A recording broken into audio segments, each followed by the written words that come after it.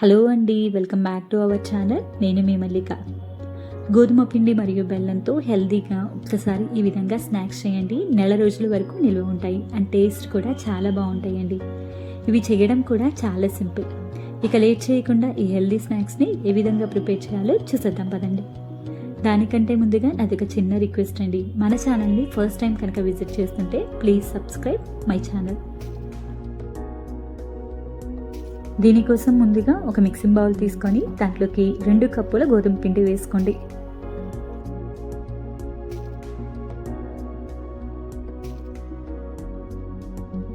మీరు ఏ కప్పుతో అయితే గోధుమ పిండి తీసుకుంటారో అదే కప్పుతో 1/2 కప్పు వరకు బొంబాయి రవ్వ వేసుకోండి.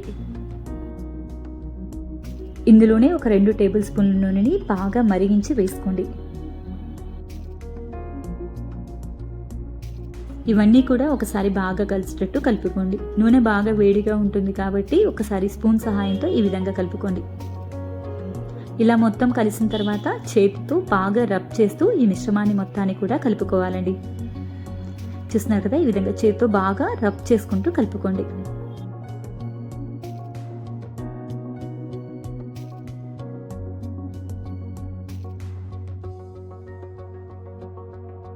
కొద్దిగా పిండి ముద్దను తీసుకొని మనం ఈ విధంగా ప్రెస్ చేస్తే ముద్దలాగా అవ్వాలండి. ఇలా అయింది అంటే కనుక మనం వేసుకున్న నూనె కరెక్ట్గా సరిపోయినట్టు. లేదు అంటే మరొక 2 టేబుల్ స్పూన్ల నూనెని మరిగించి వేసుకోండి. ఇప్పుడు ఇందులోకి కొంచెంగా నీళ్లు పోసుకొని చపాతీ పిండి కంటే కూడా కొంచెం గట్టి ముద్దలాగా దీన్ని ప్రిపేర్ చేసుకోవాలండి.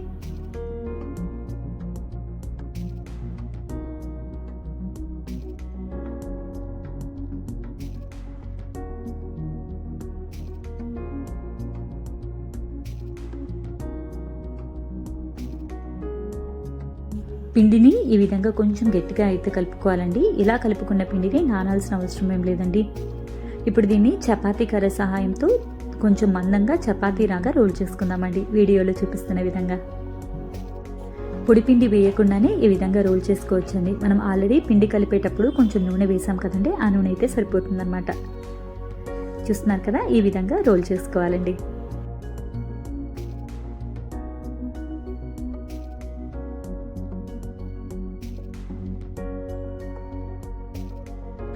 ఇంత మందంగా ఉండాలండి మనం రోల్ చేసుకునే చపాతీ.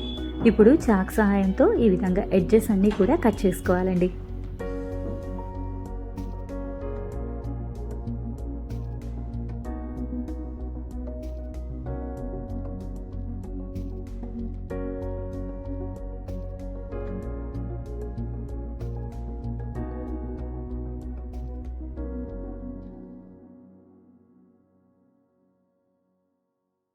ఈ విధంగా మనకి స్క్వేర్ షేప్ వచ్చిన తర్వాత వీడియోలో చూపిస్తున్న విధంగా 1 ఇంచు మందంతో చాకు సహాయంతో ఈ విధంగా పొడుగ్గా కట్ చేసుకోండి.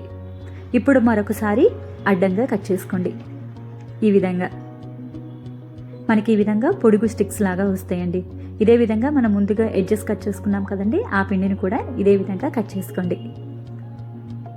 ఇప్పుడు డీప్ ఫ్రైకి సరిపడా నూనె పెట్టుకొని నూనె మీడియం హీట్లో ఉన్నప్పుడు ఈ విధంగా ఒక్కొక్కటిగా స్టిక్స్ వేసుకోండి.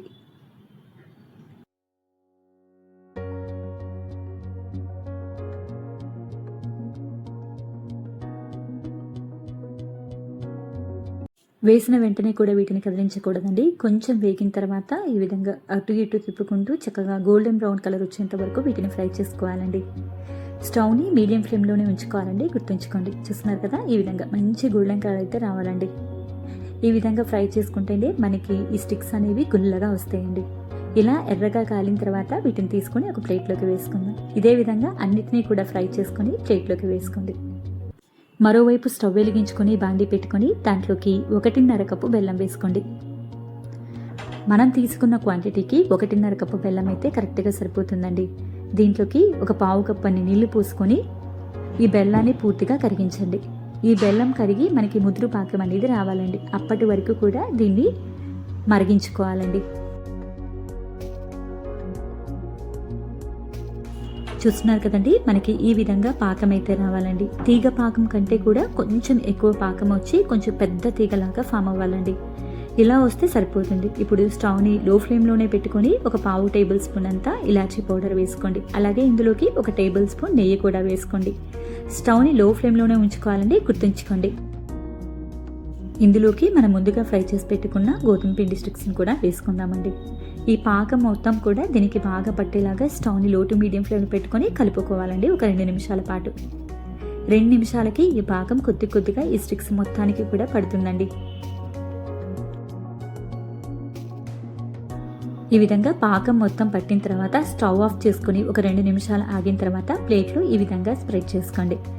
ఇవి పూర్తిగా చల్లారిన తర్వాత ఒక్కొక్కటిగా విడదీసుకోండి. అంతేనండి, ఎంతో టేస్టీగా గోధుమ పిండి మరియు బెల్లంతో స్టిక్స్ రెడీ అయిపోయినాయి. మీరు కూడా ఒక్కసారి ట్రై చేసి ఎలా వచ్చిందో కామెంట్ చేయండి.